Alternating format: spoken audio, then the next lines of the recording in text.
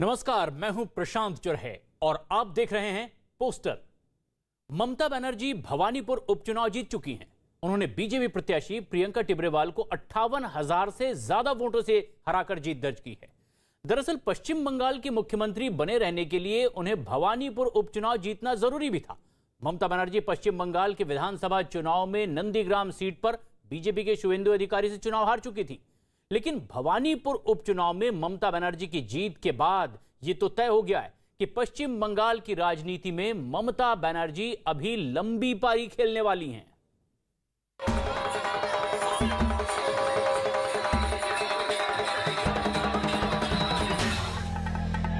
आशीर्वाद मिला, दुआ मिला, शुभकामना मिला। मैं सबको धन्यवाद करती हूँ। बांग्लार मानुष, भवानीपुरेर मानुष।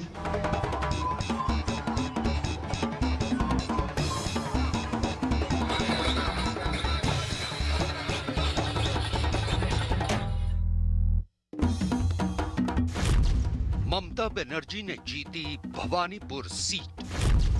58,000 से ज्यादा वोटों से दर्ज की जीत।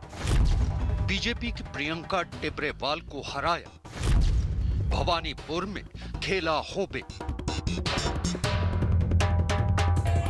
जीत के जश्न की ये तस्वीरें ममता बनर्जी की जीत की गवाह हैं। ये तस्वीरें ऐलान है कि ममता बनर्जी भवानीपुर उपचुनाव जीत चुकी हैं।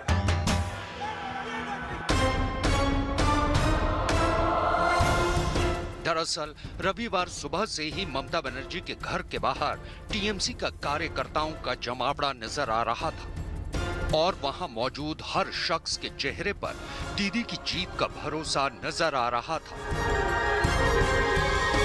सुबह से हो रही वोटों की गिनती में ममता अपने प्रतिद्वंदियों से आगे चल रही थी और दोपहर 2 बजे तक उनकी जीत का ऐलान भी हो गया। जीत का ऐलान होने के बाद ममता बनर्जी घर से बाहर निकली और वहां मौजूद तमाम टीएमसी कार्यकर्ताओं का अभिनंदन किया। इसके बाद ममता ने अपनी शानदार जीत का श्रेय भवानीपुर की जनता को दिया। ভবানীপুরের মানুষ যেভাবে ভোট দিতে বেরিয়েছেন, বয়োজ্যেষ্ঠ থেকে শুরু করে ছোটরা এবং অল ল্যাঙ্গুয়েজ, কোনো ওয়ার্ডে আমরা হারিনি। এই প্রথম ইটস এ চ্যালেঞ্জ। কোনো ওয়ার্ডের মানুষ আমাদের হারায়নি। প্রত্যেকটা, এমনকি আমি যখন 16তে 44 এতেও কন্টেস্ট করেছি, আমি একটা দুটো ওয়ার্ডে ভোট কম পেয়েছি, কিন্তু এবারে একটি ওয়ার্ডেও কিন্তু আমরা হারিনি। এটা মাথায় রাখতে হবে। আর ভবানীপুরের ভোট পার্সেন্টেজ হচ্ছে 46% নন বেঙ্গলি, বাদ বাকি বাঙালি আছে, মুসলিম আছে, পাঞ্জাবি আছে, গুজরাটি আছে, মারাঠি আছে, উড়িয়া আছে, সবাই মিলে আছে। বাংলার মানুষ, ভবানীপুরের মানুষ, তারা আমাকে নতুন করে উৎসাহ জুগিয়েছেন।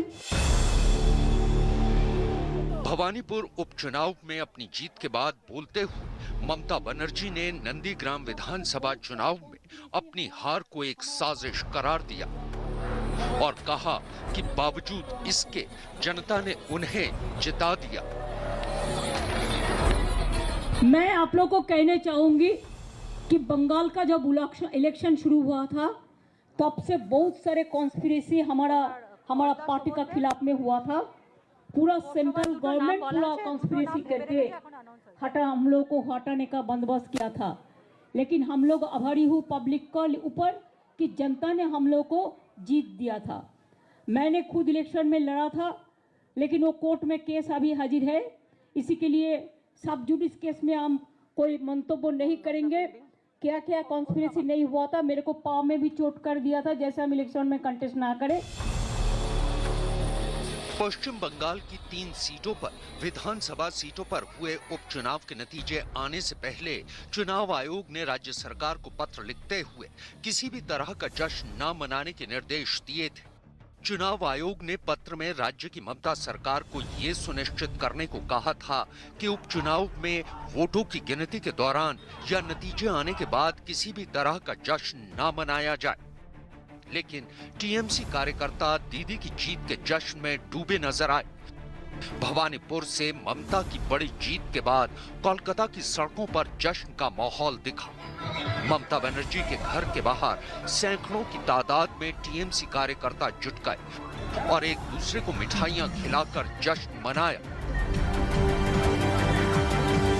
चुनाव आयोग के जीत के बाद जश्न न मनाने के निर्देश के बावजूद ममता बनर्जी के घर के बाहर ठीक कालीघाट की सड़कों पर टीएमसी के कार्यकर्ता जश्न मनाते हुए नजर आ रहे हैं। और यहाँ पर तस्वीरें आप देखिए, पुरुष हो चाहे महिलाएं, सभी यहाँ पर हरे रंग का गुलाल लगाकर ममता बनर्जी की फोटो लगा करके और जश्न मना रहे हैं। कहाँ से आए आप लोग? हम लोग तो इस जगह की लड़की है, ममता बनर्जी का घर का लड़की है हम लोग। ये बताइए कि लेकिन चुनाव आयोग कह रहा है कि जश्न नहीं मनाना चाहिए कोविड प्रोटोकॉल के चलते, लेकिन सब लोग जश्न मना रहे हैं। ममता बनर्जी तो वैक्सीन कोलकाता में बहुत दे दिया, हम लोग दो वैक्सीन हम लोग का हो गया, हम लोग का कोरोना नहीं होगा, सभी लोग को हम लोग को हो गया। जीत के जश्न में डूबे टीएमसी कार्यकर्ताओं के चेहरे जहां हरे रंग के अबीर से रंगे थे, तो वहीं इस भीड़ में एक शख्स टीएमसी टिंकू नजर आए, जिन्होंने अपनी छाती पर बांग्ला में निजर माय की चाय, तो अपनी पीठ पर खेला होबे और हाथ पर टीएमसी का लोगो गुदवा रखा है।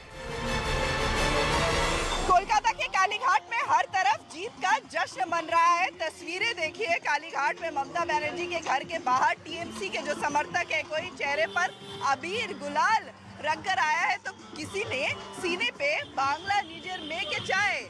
आपका नाम क्या है? हमारा नाम तपोनौत का कीर्ति टिंकू। इनका नाम है टीएमसी टिंकू। इन्होंने अपना नाम ही तृणमूल कांग्रेस के नाम पर रखा है। एक चाय की दुकान यहाँ पर चलाते हैं। और ये आपने जो टैटू करवाए, जरा अपने टैटूज दिखाइए, कहाँ कहाँ क्या क्या लिखवाया है? क्या है? बांग्ला निजर में के चाय, यहाँ टैटू है, पीछे में है, और एक चीज में है और खेला होबे। तो ये रहा खेला होबे का जो नारा, जो बहुत फेमस हुआ था। ये विधानसभा चुनाव ममता बनर्जी ने ये नारा दिया था। उसके बाद हरे कृष्ण हरे हरे टीएमसी घरे घरे, यानी कि टीएमसी घर घर, जय बांग्ला के नारे भी यहाँ लग रहे हैं। टीएमसी टिंकू, ये आपने कब करवाया ये सारा जो आपने करवा रखा है? हम लोग का वोट निकल रहा है 1 महीना पहले, 1 महीना पहले, 1 डेढ़ महीना पहले हम किया है। क्यों करवाया? हम दीदी को प्यार करते हैं, यहाँ रहने वाला है, वो मेरा माँ जैसा है, हम इसको लिए मेरा जान भी दे दिए। पश्चिम बंगाल की हाई प्रोफाइल सीट भवानीपुर से राज्य की मुख्यमंत्री ममता बनर्जी ने शानदार जीत हासिल की। ममता बनर्जी ने इस उपचुनाव में अपने निकटतम प्रतिद्वंद्वी बीजेपी की प्रियंका टिब्रेवाल को 58,000 से ज्यादा वोटों से शिकस्त दी। बीजेपी उम्मीदवार प्रियंका टिब्रेवाल ने अपनी हार स्वीकार करते हुए दीदी को जीत की बधाई दी। इसके साथ ही उन्होंने कहा कि ममता भले ही जीत गई हो, लेकिन इस उपचुनाव की मैन ऑफ द मैच वही है। मैन ऑफ द मैच की बात कर रहे थे, ये तो आप मुझे बताइए। देखिए, मैंने कल किसी कोई पॉलिटिकल एनालिस्ट की कोई न्यूज देखी, उसमें वो कह रहे थे कि जब एक मैच होता है इंडिया वर्सेस ऑस्ट्रेलिया, समझे, तो कोई एक टीम जीतती है, एक हारती है। चलिए, एक टीम जीत गई ममता बनर्जी की, लेकिन जरूरी नहीं कि जीतने वाले टीम का ही मैन ऑफ द मैच हो। तो इस गेम की मैन ऑफ द मैच में हूँ, ये मैंने साबित किया। उस गढ़ में जाकर के मैंने इलेक्शन लड़ा पूरे साहस के साथ, और 25,000 वोट से ज्यादा मुझे मिले हैं। भवानीपुर विधानसभा सीट पर 30 सितंबर को मतदान हुआ था। भवानीपुर उपचुनाव में 57% से ज्यादा मतदान हुआ था। इस सीट पर ममता का मुकाबला बीजेपी की प्रियंका टिब्रेवाल से था। सीपीएम के श्रीजीव विश्वास भी चुनाव लड़े थे, लेकिन ममता ने बीजेपी की प्रियंका टिब्रेवाल को 58,389 वोटों से करारी शिकस्त दी। ममता बनर्जी को कुल 84,709 वोट मिले। बीजेपी की प्रियंका टिब्रेवाल को 26,320 वोट मिले। सीपीएम के श्रीजीव विश्वास के खाते में महज 4,201 वोट आए। कांग्रेस ने ममता के खिलाफ उम्मीदवार नहीं उतारा था। दरअसल भवानीपुर को तृणमूल कांग्रेस का गढ़ भी माना जाता है, और यहाँ बंगाली मतदाताओं के अलावा बड़ी तादाद में गैर बंगाली मतदाता हैं। भवानीपुर में कुल 2 लाख मतदाता हैं। इनमें से 36% बंगाली मतदाता, 25% मारवाड़ी और गुजराती, 22% मुस्लिम तो 15% सिख, मराठी और बिहारी मतदाता हैं। दरअसल 2021 में पश्चिम बंगाल में हुए विधानसभा चुनाव में ममता नंदीग्राम से चुनाव लड़ी थी, लेकिन वो बीजेपी के शुवेंदु अधिकारी से चुनाव हार गई थी। विधानसभा चुनाव में भवानीपुर से टीएमसी ने जीत दर्ज की थी। टीएमसी के शोभन देव ने बीजेपी प्रत्याशी को हराया था। ममता के लिए शोभन देव ने भवानीपुर सीट छोड़ी थी। भवानीपुर सीट पर 3 बार से टीएमसी का कब्जा रहा है। 2016 में यहां से ममता चुनाव जीत चुकी हैं। भवानीपुर विधानसभा सीट ममता का गृह क्षेत्र है। भवानीपुर उपचुनाव में ममता की जीत पर कुछ दिन पहले ही टीएमसी में शामिल हुए बाबुल सुप्रियो ने ममता बनर्जी को जीत पर बधाई दी। बाबुल ने ट्वीट करते हुए लिखा कि पश्चिम बंगाल की माननीय मुख्यमंत्री ममता बनर्जी को उनकी ऐतिहासिक और शानदार जीत के लिए मेरी हार्दिक बधाई। दरअसल नंदीग्राम में शुवेंदु अधिकारी से शिकस्त खाने के बाद ममता बनर्जी के लिए भवानीपुर उपचुनाव जीतना नाक की लड़ाई जैसा हो गया था, क्योंकि ममता के लिए सीएम पद पर बने रहने के लिए भवानीपुर उपचुनाव को जीतना जरूरी था। भवानीपुर में ममता बनर्जी की जीत के बाद ये तय हो गया है कि पश्चिम बंगाल की राजनीति में ममता बनर्जी अभी लंबी पारी खेलने वाली हैं।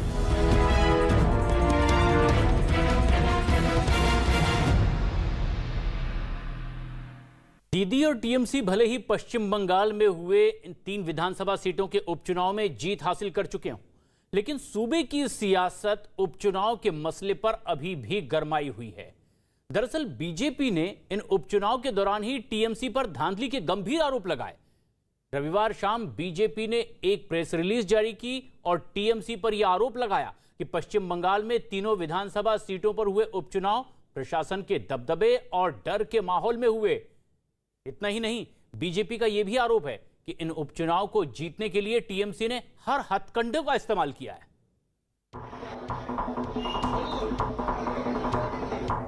500 रुपया दिया कि जाओ वोट करके आओ। नाम क्या है आपका? तो सुभाष चंद्र गुप्ता। और आप कौन से पार्टी के वोटर हैं? पार्टी नंबर बताइए अपना कि कौन से पार्टी के वोटर हैं? 70 का 70। हेलो, आपका दूसरा आईडी कार्ड क्या है? अरे लेके नहीं है। वोट कैसे देने आए आप? अरे स्लिप कहाँ है आपका? बच्चों को, कॉलेज के बच्चों को इनको ये पकड़ा दे रहे हैं। जो बच्चे देखने में अच्छे परिवार से लगते हैं उनको ये पकड़ा दे रहे हैं कि जाओ वोट दे करके। ममता बनर्जी ने भले ही भवानीपुर उपचुनाव में जीत दर्ज की हो, लेकिन बीजेपी प्रत्याशी प्रियंका टिब्रेवाल ने टीएमसी पर चुनाव में धांधली के गंभीर आरोप लगाए। चुनाव के नतीजे आने से पहले प्रियंका टिब्रेवाल ने न्यूज 18 के रवि ठाकुर से बात करते हुए कहा कि पश्चिम बंगाल की पूरी सरकारी मशीनरी ममता बनर्जी को उपचुनाव में जीत दिलाने के लिए जुटी हुई थी। यहाँ मेरी परीक्षा जो है वो तो सरकार के खिलाफ है, उनकी पूरी मशीनरी के खिलाफ है, जिसको मुख्यमंत्री बने रहने के लिए मुख्यमंत्री ने इस्तेमाल किया। पूरी गवर्नमेंट एजेंसी को काम पे लगा दिया, यहाँ तक कि पुलिस से छप्पा वोटिंग कराई गई। इससे शर्मिंदगी की बात और क्या हो सकती है?